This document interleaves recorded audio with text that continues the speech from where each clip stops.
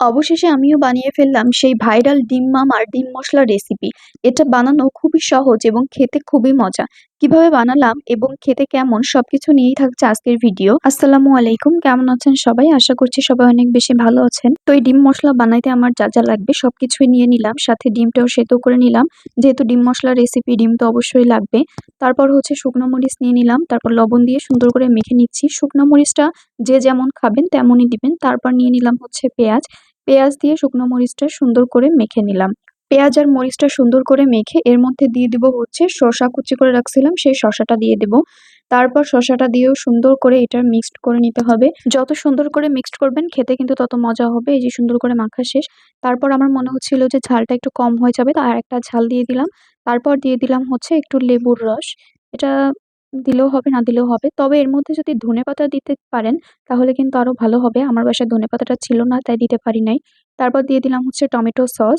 তারপর দিয়ে দিলাম হচ্ছে কাসুন্দি বা কাসুন, যেটা যে যেটাই বলেন না কেন, এটা পরিমাণ মতো দিতে হবে। দিয়ে সুন্দর করে মিক্সড করে নিতে হবে। তারপর হচ্ছে আমার মনে হচ্ছিল যে আমার একটু লবণ কম কম লাগছে, তারপর আমি আর একটু লবণ দিয়ে দিলাম। এই যে শেষ আমার মাখা। চাইলের ভিতর একটু সরিষার তেলও কেউ দিতে পারেন, তো আমি আর দিই নাই। দেখেন, এটা দেখে কিন্তু খেতে ইচ্ছা করতেছে। এইবার হচ্ছে ডিমের মধ্যে দিয়ে এটা রেডি করার পালা। তো তারপর হচ্ছে আমি ডিমগুলোকে কেটে নিচ্ছিলাম। তো প্রথমে আমি এইভাবে কেটে মাঝখান থেকে বের করে ফেলে দিচ্ছিলাম।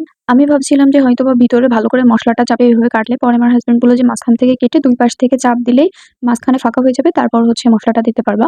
তারপর সেভাবেই কাটলাম সবগুলো। এই যে তারপর হচ্ছে আমি সবগুলোর ভিতরে এই যে মশলা ভরে ভরে দিচ্ছিলাম। কত সুন্দর লাগতেছে তাই না? এইভাবে দেখেই খাইতে ইচ্ছা করতেছে। তো তারপর এইভাবে সুন্দর করে সবগুলোর ভিতরে এই যে মশলা দিয়ে দিলাম, দেখতে খুব সুন্দর লাগতেছে। এরপর হচ্ছে প্রাণ যে তেঁতুলের চাটনিটা আছে সেইটা সুন্দর করে এই মশলার উপর দিয়ে দিব। এরপর হচ্ছে খেয়ে দেখার পালা। তবে আমার কাছে চাটনি ছাড়াই ভালো লাগছে। চাটনি দিলে কেমন মিষ্টি লাগছে, এবার আপনার রিভিউটা শোনান।